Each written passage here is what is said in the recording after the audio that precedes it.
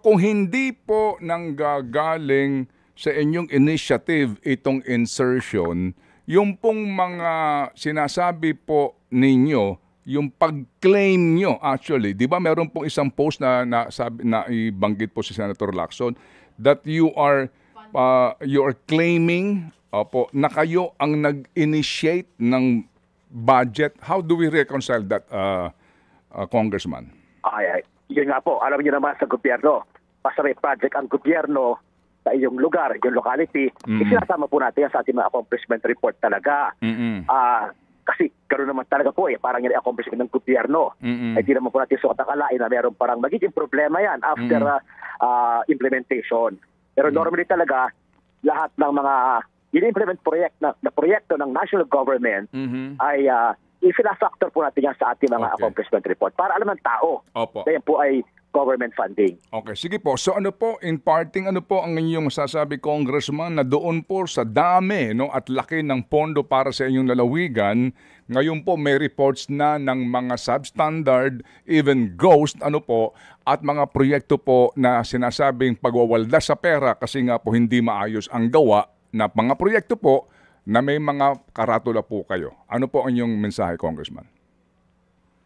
As early as last year po, tayo po ay nanawagan na sa DPWH kasi nung po isang taon may nasira ng portion sa ginawa mga TAI. Tayo po nung isang taon ay sumulat na kay Secretary na ayusin nila ang disenyo, i-review at i-reassess ang mga ongoing flood control projects nila sa ating distrito at tiyakin na tama ang disenyo at ang implementasyon. Inassure tayo ng regional office na kanilang i-repair at no cost to the government, yung contractor ay kailangan i-require na i-repair at babaguhin daw nila ang disenyo. Okay. So ngayon po may nasira na naman.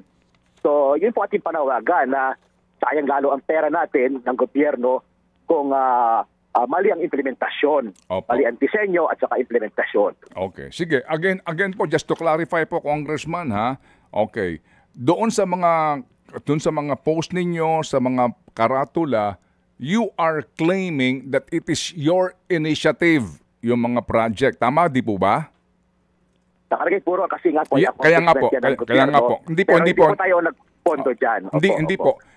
You're claiming na yung proyekto ay initiative po ninyo. Sa inyong, sa amin pa, sa inyo pong sa inyong sipag yon, sa inyo pong pagtatrabaho. Kaya nagkaroon ng initiative nga ng ganitong proyekto. Tama po, ano po? Yes po. Yes po. Pananaw ko po doon ay initiative ng Kongreso dahil ang Kongreso po naman talaga ang nagpapasa ng national budget. Pero yung original proponent po ay yung original proposal ay nanggaling sa proposal ng DPWH. Sila po nag-identify ng proyektong yan. Ito po ang ating ibig sabihin. Unfortunately, nagkaroon nga ng ganyang problema. Pero hindi po naman alam natin yan, magkakaganyan ang problemang yan.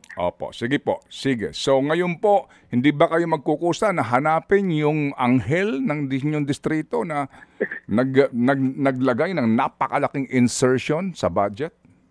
Ay, ating pagkatanong po kung atin pong mauungkat yan. Pero sabi ko nga po, maaaring may initiative ng ahensya, maaaring may kausap yung ahensya. Oo nga po, sa ahensya po, hindi kayo magkukumahog na kahit paano, pasalamatan yung taga-ahensyang yun. Sino ho yun? Wala ho kayong effort nun. Alamin sino yung magandang loob sa DPWH na bigyan kayo ng 19 billion. Yes, tatanungin po natin yan. Marami po siguro nag-propose niyan.